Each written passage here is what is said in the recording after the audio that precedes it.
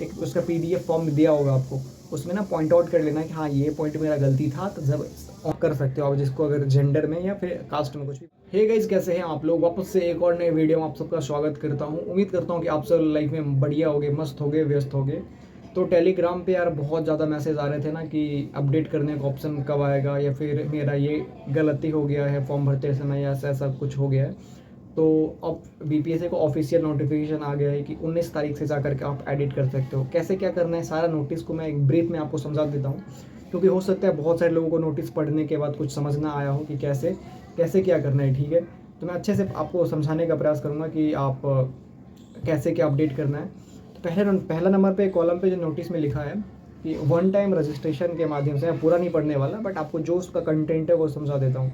जैसे one time registration जो आपने किया, तो उसके बाद आप उसमें अपना नाम, अपने माता का नाम, अपने पिता का नाम और डेट ऑफ बर्थ नहीं बदल सकते। ठीक है, आपको पहले ये क्लियर करना होगा कि आप ओटीआर से या किसी भी चीज़ से आप अपने माता पिता का, अपने पिता और अपना डेट ऑफ बर्थ आप नहीं चेंज कर सकते।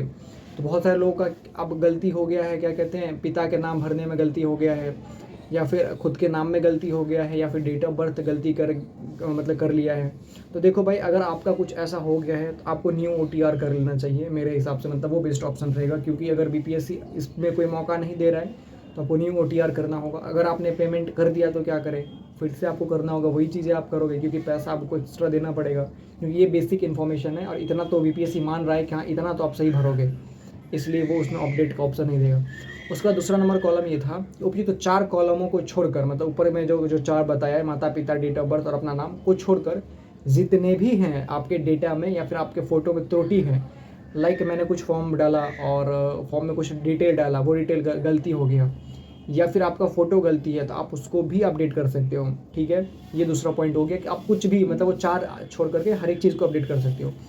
अब तीसरा पॉइंट में जो है ये थोड़ा सा पेचीदा बना दिया बीपीएससी। अब उसमें क्या किया कि जिसका जेंडर, मतलब अगर गलती हुआ है, लाइक कि मेल का फीमेल हो गया, फीमेल का मेल हो गया, और जिसका आरक्षण कोटा में, जैसे मेरा जनरल से हूँ और मुझे ईडब्ल्यूएस में जाना है, इसमें कुछ एरर हो गया है और हमने पेमेंट कर दिया है, तो इसका थोड़ा सा पेचीदा है। इसमें क्या कह रहा है बीपीएससी कि डिमांड ड्राफ्ट बनाना है, जो भी अतिरिक्त शुल्क होगा, यानी कि फ़ाइन वाला चार्ज होगा, यानी 19 के बाद ही पता चलेगा कि कितना फ़ाइन चार्ज कर रहा है। आई थिंक 200 रुपया लेगा या 200 रुपया, जो भी होगा वो पता करना होगा। तो जो भी जितना फ़ाइन चार्ज होगा ना, उतने रुपये का डीडी बनवाना है बीपीएससी के secretary of Bihar public service commission, वो नोटिस पे आपको ऊपर में दिख रहा होगा, उसके ऊपर में बनाना है। उसमें आपको अपना रजिस्ट्रेशन नंबर डालना है और उसके साथ क्या लिखना है, कंबाइंड 70th बीपीएससी एग्ज़ाम। ठीक है, उसको ऐसे ऐसा करके आपको लिख देना है।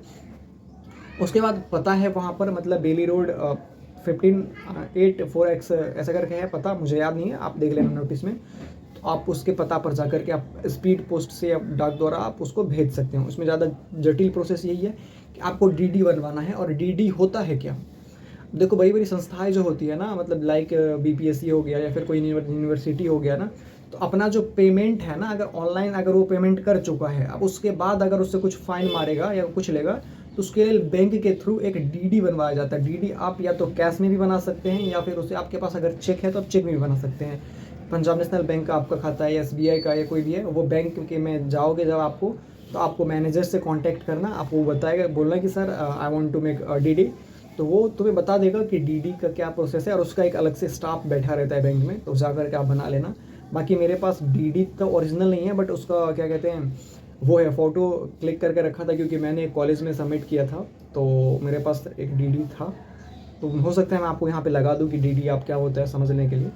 ठीक है, तो ऐसे आप जा करके आप कर सकते हो। बहुत सिंपल प्रोसेस नहीं है, लेकिन फिर उतना भारी भी नहीं है, आप कर सकते हो। आप जिसको अगर जेंडर में या फिर कास्ट में कुछ भी बदलना है, ठीक है।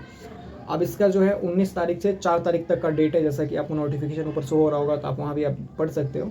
बाकी यही कुछ अपडेट था। लेकिन इसके बाद इसमें मेन अब जो लास्ट बीपीएससी का लाइन लिखा था कि इसमें अगर आपने सुधार कर लिया, या फिर मतलब ऑप्शन आप मैंने दिया सुधार करने का, और सुधार करने के बाद भी अगर आपको कुछ लग रहा है कि आपका कुछ गलती है, तो भाई साहब आपका मालिक भगवान होगा। अब मैं जिम्मेदारी लेने वाला नहीं हूँ। बीपीएससी ऐसे रियूडली वर्डों में कहा कि अगर तूने गलती करा भाई, अब तू जानेगा, क्योंकि मैं इतना नहीं दे सकता तुम्हें टाइम, क्योंकि अभी दे दिया ना, अब काफ़ी समय है। अभी 19 तारीख से 4 तारीख तक समझो कितना डेट हो गया, मतलब 19 20 मतलब 15-16 दिन दे दिया। 15-16 दिन मतलब बहुत ज़्यादा हो जाता है आई थिंक ये सब चीज़ें करने के लिए। जिसका भी कुछ भी एरर है या कुछ भी मिस्टेक है ना, तो एक उसका पीडीएफ फॉर्म दिया होगा आपको, उसमें ना पॉइंट आउट कर लेना कि हाँ ये पॉइंट मेरा गलती था, तो जब ऑन करूँगा वेबसाइट तो बस इसी पॉइंट को ही छेड़ूंगा।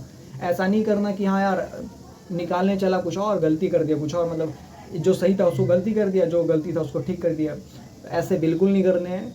आपको वो पीडीएफ जो दिया होगा उसमें आप हाईलाइट कर लेना कि जैसे मेरा 15 नंबर का कॉलम गलती है या 13 नंबर का कॉलम गलती है, तो उसको अच्छे से प्रिपेयर करके फिर जा कर के फॉर्म फिल करना प्रॉपर एक डेटा के साथ कि हाँ ये यही चीज़ें बस हमको उसमें छेड़छाड़ करना है और फिर जा कर के सबमिट कर देना। ठीक है, तो बस आज का यही अपडेट था। आप आई होप कि कैसा लगा कमेंट करके बताना। बाकी आप फॉर्म 4 तारीख तक भर ही सकते हो, नोटिस में ऑलरेडी सारी चीज़ें मेंशन है, आपको दिख रहा होगा। कुछ भी मोर इन्फॉर्मेशन के लिए आप हमारे साथ टेलीग्राम पे जुड़ सकते हो, वहाँ पर मैं बहुत सारी चीज़ें PDF material and instant update देता रहता हूँ। सो जाकर के विजिट करो, लिंक डिस्क्रिप्शन बॉक्स में है। सो मैं मिलूंगा नेक्स्ट ब्लॉग वीडियो में, तब तक के लिए बस इतना ही। जय हिंद, वंदे मातरम।